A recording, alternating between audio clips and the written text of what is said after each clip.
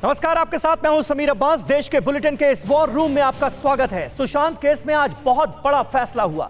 Supreme court ने सुशांत की मौत की जांच में सीबीआई को जांच की मंजूरी दे दी। भारतवर्ष के करोड़ों लोग इस फैसले पर खुशी जाहिर कर रहे हैं। वहीं महाराष्ट्र सरकार ने मंत्रालय में बड़े अधिकारियों के साथ मीटिंग बुला ली है। उधर गुजरात में एक बड़े बीजेपी नेता को मारने के लिए सरहद पार से सुपारी दिए जाने का सनसनीखेज खुलासा हुआ है। आपको बताएंगे साउथ चाइना सी में ड्रैगन का विध्वंसक प्लान क्या है। वहीं दुनिया के 10 देश मिलकर अब तक की सबसे खौफनाक मिलिट्री ड्रिल क्यों कर रहे हैं। वहीं हिंदुस्तान ने ड्रैगन की चालबाजियों से निपटने का नया रास्ता खोज लिया है, वो रास्ता जिसके बारे में चीन सोच भी नहीं सकता। तो शुरू करते हैं देश का बुलेटिन।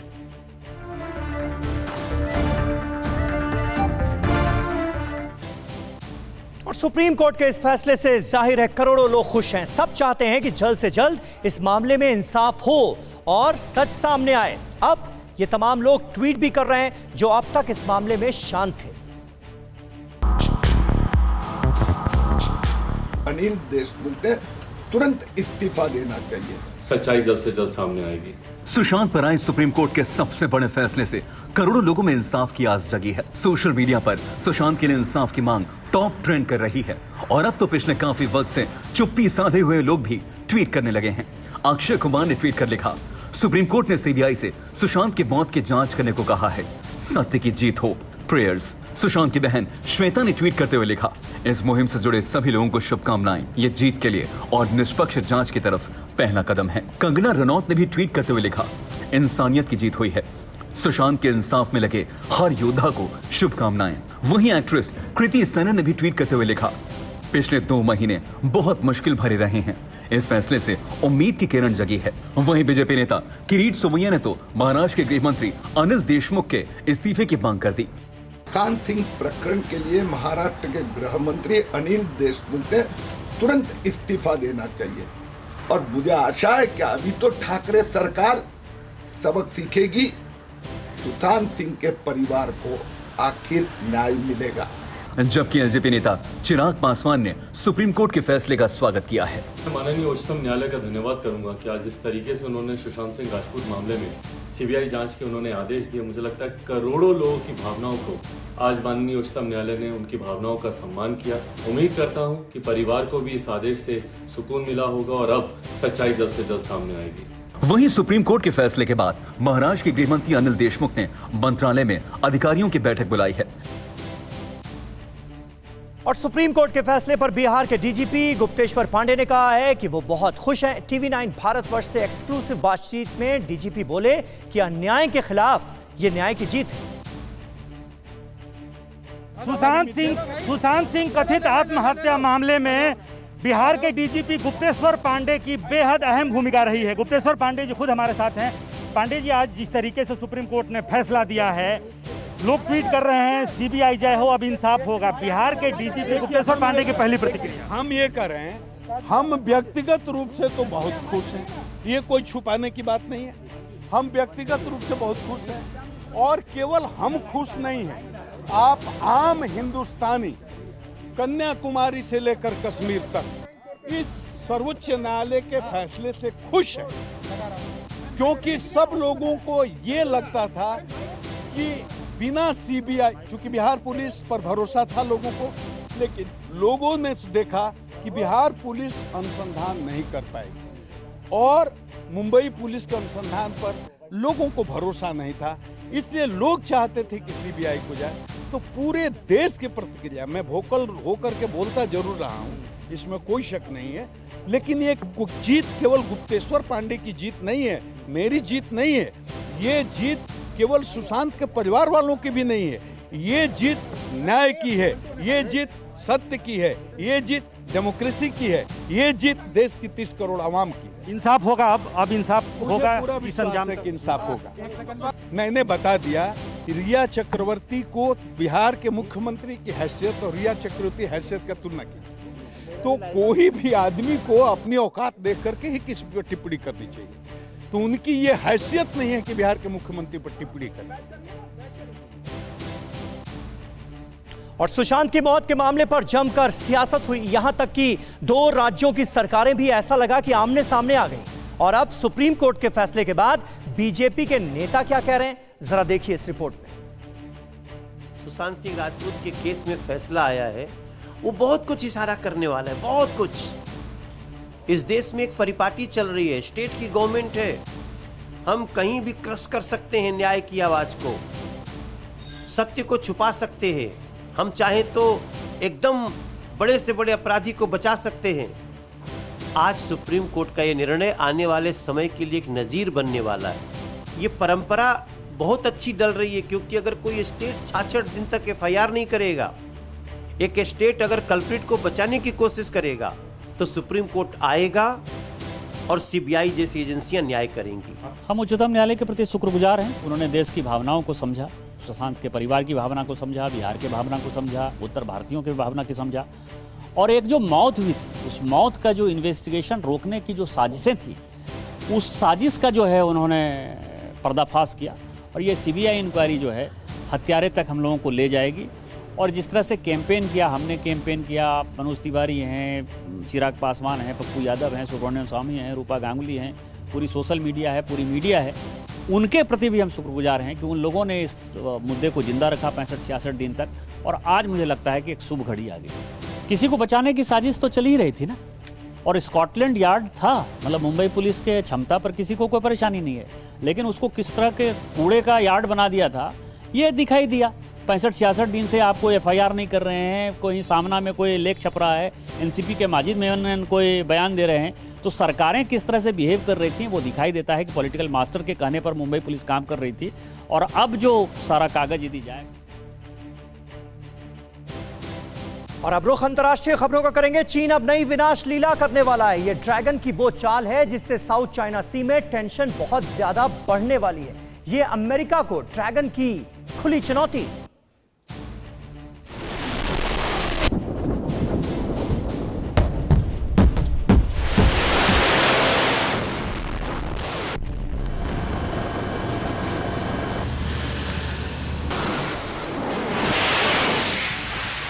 समंदर में ड्रैगन का सबसे विध्वंसक प्लान डीकोड। ड्रैगन का डिस्ट्रॉयर नीला समंदर ऑन फायर। अमेरिका का अटैक, अब जिनपिंग का काउंटर अटैक। वर्ल्ड वॉर का गेम ऑन, बदनाम ड्रैगन का इंतकाम। ये तस्वीरें विनाश की आहट हैं, ये तस्वीरें प्राण घातक हैं। नीचे नीला समंदर और आसमान में कई शिकारी अग्नि वर्षा कर रहे हैं। रिपोर्ट्स के मुताबिक चीन अगले 5 साल में अपने युद्धपोत डिस्ट्रॉयर की संख्या में 2 गुना इजाफा करने वाला है। पीपल्स लिबरेशन आर्मी की नेवी के पास मौजूदा वक्त में 20 विनाशकारी युद्धपोत हैं, लेकिन अपनी नौसैनिक ताकत बढ़ाने के लिए साल 2025 तक चीन इनकी तादाद 39 कर लेगा। चीन के इस खौफनाक प्लान का पता चलने पर पेंटागन तक हिल गया है। पेंटागन ने पेश रिपोर्ट के मुताबिक आधुनिक रक्षा उपकरणों से लैस चीन के डिस्ट्रॉयर में 6 टाइप 052C, 13 टाइप 052D और 1 लीड टाइप 055 लगा है। लड़ाकू विमान वाहकों की संख्या में चीन अमेरिका से आगे निकल गया है। चीनी नौसेना के पास 360 जहाज हैं, अमेरिका के पास 297 जहाज ही हैं। चीन ने दूसरे विमान वाहक शिनडंग का सफल टेस्ट किया था। अब चीन ने तीसरे विमान वाहक का निर्माण शुरू कर दिया है। अगले 5 साल में चीनी नौसेना के पास 400 जहाज होंगे। रिपोर्ट में कहा गया कि 3 से 4 विमान वाहक पोत और आ जाएंगे। और वहीं प्रशांत महासागर में दुनिया का सबसे बड़ा नौसैनिक युद्धाभ्यास चल रहा है। इस विश्व युद्ध जैसी रिहर्सल में 10 देशों के 20 महाविनाशक युद्धपोत और सबमरीन्स दहाड़ मार रहे हैं।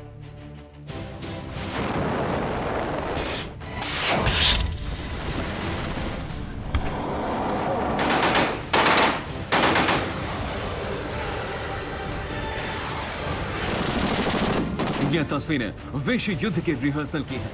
दुनिया के सबसे बड़े युद्धाभ्यास का आगाज प्रशांत महासागर की इन लहरों पर हुआ है। रिम पैक यानी rim of the Pacific exercise. देखिए, सुपर पावर अमेरिका के जंगी बेड़े गरज रहे हैं। 10 देशों के 20 युद्धपोत प्रशांत महासागर में ड्रैगन के दादागिरी निकालने की प्रैक्टिस कर रहे हैं। 31 अगस्त तक चलने वाले इस वॉर एक्सरसाइज के जरिए ड्रैगन की गर्दन मरोड़ने की पुख्ता तैयारी है और जिनपिंग की सनक को शांत करने का मकसद भी। तभी तो इस युद्धाभ्यास में एक साथ 10 देशों के 20 विनाशक युद्धपोतों और पनडुब्बियों ने समंदर में तूफान खड़ा कर दिया है। समंदर में उठी इन बारूदी लहरों से बीजिंग तक धरती हिल गई है। विश्व युद्ध के इस रिहर्सल में अमेरिका के अलावा Australia, Brunei, Canada, France, Japan, New Zealand, दक्षिण कोरिया, फिलीपींस और सिंगापुर शामिल हैं। रिमपैक की युद्ध प्रैक्टिस में इस बार 5300 जवान अपना युद्ध कौशल दिखा रहे हैं। यह युद्धाभ्यास ऐसे वक्त पर हो रहा है जब अमेरिका, ऑस्ट्रेलिया समेत कई देशों के साथ चीन का तनाव पीक पर है और सुपर पावर अमेरिका ने साउथ चाइना सी में ड्रैगन का गुमान तोड़ने के लिए अपने विध्वंसक पेड़ों को युद्ध के मोर्चों पर झोंक दिया है, तो बौखलाया और घबराया चीन भी साउथ चाइना सी पर कब्जे के लिए लगातार युद्धाभ्यास कर रहा है, लाइव फायर ड्रिल की नुमाइश कर रहा है। देखिए, ये चीन की प्रोपेगेंडे का नया वीडियो है जिसमें वो मिसाइल फायर के जरिए रेड आर्मी का मनोबल बढ़ाए रखने के लिए खोखली कोशिश कर रहा है। और वहीं भारत ने चालबाज चीन को सबक सिखाने का ऐसा रास्ता चुना है कि ड्रैगन की सोच वहां तक पहुंच ही नहीं सकती। लद्दाख के दुर्गम इलाकों में ड्रैगन को चकमा देने का भारत का प्लान क्या है, देखिए इस रिपोर्ट। पहले गलवान में हमारे बलवानों ने चीन की गर्दन तोड़ी। अब मोदी के लद्दाख में दहाड़ से ड्रैगन के होश फाख्ता हुए। लद्दाख का तो ये पूरा हिस्सा ये भारत का मस्तक। अब भारत ने लाल बादशाह को सबक सिखाने और गलवान के शहीदों का बदला लेने का नया रास्ता खोज लिया है। हिंदुस्तान ने ड्रैगन की चालबाजियों से निपटने के लिए जो रास्ता चुना है उसके बारे में वो सोच भी नहीं सकता। जिन रास्तों से हमारे पूर्वज लद्दाख के बीहड़ पहाड़ों से होते हुए व्यापार के लिए जाते थे, अब हिंद की सेना उसी रास्ते का इस्तेमाल करने वाली है। हजारों किलोमीटर लंबी एलएसी पर मौजूद है काराकोरम पास, डेप्सांग और दौलत बेग ओल्डी सेक्टर। ये इलाके भारत के लिए बेहद अहम हैं। अब भारत ने इन तीनों इलाकों को जोड़ने का एक नया रास्ता निकाला है। ये रास्ता है कारवां रूट, जो सदियों पहले लद्दाख और काशगर के बीच व्यापार के लिए इस्तेमाल होता था। अब भारत ने इस रास्ते को दोबारा शुरू करने का फैसला किया है। यह रास्ता भारत के लिए इतना जरूरी क्यों है, अब ये समझिए। ससुमा यानी सियाचिन ग्लेशियर से मुरगू डेप्सांग को जोड़ने वाला पुराना रास्ता 255 किलोमीटर लंबा था। नए रूट के शुरू होने से यह दूरी कम होकर 127 किलोमीटर रह जाएगी। इस रूट से एलएसी पर पहुंचना बेहद आसान हो जाएगा। इसी रूट पर आगे जाकर गलवान घाटी है जहां हिंसक झड़प हुई थी। आजादी से पहले इस रूट पर दोनों देशों के बीच आना जाना होता था। ये रूट 1937 तक लद्दाख से चीन के काशगर तक चालू था। भारत के इस नए रूट पर चीन की पैनी नजर है। आपको बता दें, इस इलाके में हड्डियां गला देने वाली ठंड पड़ती है। तापमान -50 डिग्री सेल्सियस तक पहुंच जाता है। ऐसे में इस छोटे रास्ते से भारतीय सेना का समय और ऊर्जा दोनों बचेगी। और अमेरिका ने यह बिल्कुल साफ कर दिया है कि वो भारत के साथ खड़ा है। व्हाइट हाउस से जारी किए गए बयान में भारत अमेरिका के संबंधों को जारी रखने की बात कही गई है। दुनिया को हिंदुस्तान की ताकत का एहसास है। दुनिया को भारत के बढ़ते कद के बारे में पता है। दुनिया जान गई है कि हिंदुस्तान जिस तरह से आगे बढ़ रहा है उसमें हर किसी को भारत के साथ की जरूरत है, और उन्हीं में से एक मुल्क है super power America. America loves India. America respects India, and America will always be faithful and loyal friends to the Indian people. America ने एक बार फिर दोहराया है कि वो पूरी तरह से भारत के साथ है। डोनाल्ड ट्रंप भारत के प्रधानमंत्री नरेंद्र मोदी को अपना सबसे अच्छा दोस्त बताते हैं। दोनों हाथों में हाथ डालकर चलते हैं, गले मिलते हैं।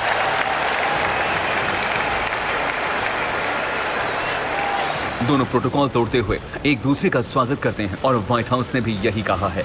अमेरिका के राष्ट्रपति डोनाल्ड ट्रंप ने भारत के साथ अमेरिका के संबंधों को जितना बढ़ाया है और दोनों देशों के बीच साझेदारी जितनी बढ़ रही है, ऐसा पहले किसी राष्ट्रपति के कार्यकाल में नहीं देखा गया। ये बयान व्हाइट हाउस के राष्ट्रीय सुरक्षा परिषद के वरिष्ठ अधिकारी की तरफ से आया है। इस बयान में कहा गया, राष्ट्रपति ट्रंप ने अमेरिका भारत संबंधों को प्राथमिकता दी और पिछले 3.5 सालों में साझेदारी के सभी पहलुओं का विस्तार करने के लिए काम किया। वैसे इससे पहले डेमोक्रेटिक उम्मीदवार जो बाइडेन ने भी भारत का पक्ष लेने की बात कही थी। बाइडेन ने कहा था, अगर वो राष्ट्रपति चुने गए तो चीन के साथ टकराव में भारत के साथ खड़े होकर उनका मजबूती से समर्थन करेंगे। जो बाइडेन ने पहली बार भारत के समर्थन में तमाम बातें कही। अमेरिका में नवंबर में राष्ट्रपति चुनाव होने हैं। क्या इस बार फिर ट्रंप राष्ट्रपति बनेंगे या फिर डेमोक्रेट जो बाइडेन अमेरिका के अगले राष्ट्रपति होंगे? यूएस का टॉप लीडर कोई भी हो, वो पूरी तरह से हिंदुस्तान के साथ है। ट्रंप के बाद जो बाइडेन ने भी भारत से यही वादा किया है। और अब बात मौसम की। दिल्ली एनसीआर में बारिश ने हाल बेहाल कर दिया है। सुबह से रुक रुक कर हो रही बारिश से सड़कें समंदर बन गई हैं। तस्वीरें आपको दिखाते हैं कुछ। दिल्ली गुरुग्राम एक्सप्रेसवे पर सड़कें सैलाब बनी हुई नजर आ रही हैं। चारों तरफ पानी भरा हुआ है, गाड़ियां तक पानी में डूब चुकी हैं। सुबह से हो रही बारिश ने प्रशासन के तमाम दावों की भी पोल खोल कर रख दी है। ये तस्वीरें देखिए, लगेगा जैसे कोई नदी है। ये गुरुग्राम एक्सप्रेस वे की तस्वीरें हैं और दिल्ली गुरुग्राम को जोड़ने वाला जो रास्ता है वहाँ पर कितना बुरा हाल है, ये आप इन तस्वीरों के जरिए देख सकते हैं। आज ये भी खबर आई कि दिल्ली का जो साकेत इलाका है साउथ दिल्ली का, वहाँ पर एक दीवार गिर गई जिसमें कई गाड़ियाँ डैमेज हो गई। अब ये तस्वीर आप देख रहे हैं, ये गुरुग्राम की तस्वीर है। यहाँ पर आप देख सकते हैं किस तरह से सड़कों पर पानी भरा हुआ नजर आ रहा है। गाड़ियों के अंदर पानी दाखिल हो चुका है। बहुत बुरा हाल है। रुक रुक कर जोरदार बारिश हो रही है दिल्ली एनसीआर में आज सुबह से ही, और उसका नतीजा जो है वो सड़कों पर क्या नजर आ रहा है आप देख सकते हैं इन तस्वीरों के जरिए। तो दिल्ली गुरुग्राम एक्सप्रेसवे पर हालात कितने खराब हैं इसका अंदाजा आपको इन तस्वीरों से लगेगा। कई जगह पर तो तस्वीरों में नजर आ रहा है कि पूरी कार जो है वो पानी में डूब गई है। तो दिल्ली एनसीआर में बारिश से हाल इस वक्त बेहाल नजर आ रहा है और साथ ही साथ खुलती नजर आ रही है प्रशासन की पोल।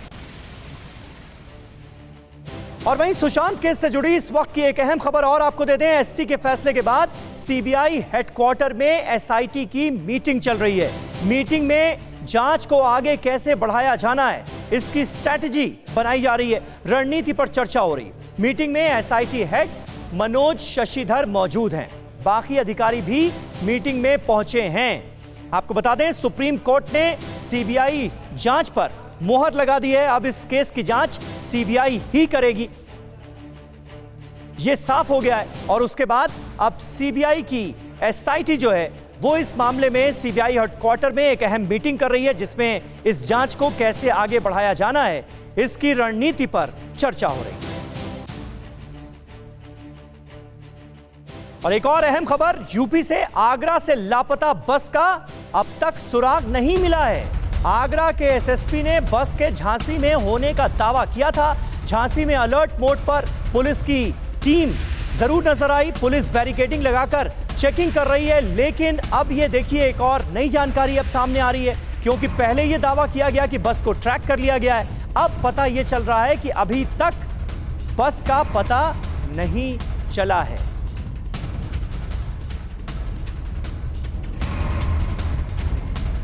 और बार बार इसमें एक फाइनेंस कंपनी का नाम सामने आ रहा था जिससे बस के मालिक ने लोन लिया था और उस वजह से फाइनेंस कंपनी के लोगों ने ये हरकत की, गैर कानूनी तरह से इस बस को जब्त करने की कोशिश की। आगरा के एसएसपी ने बस के झांसी में होने का दावा किया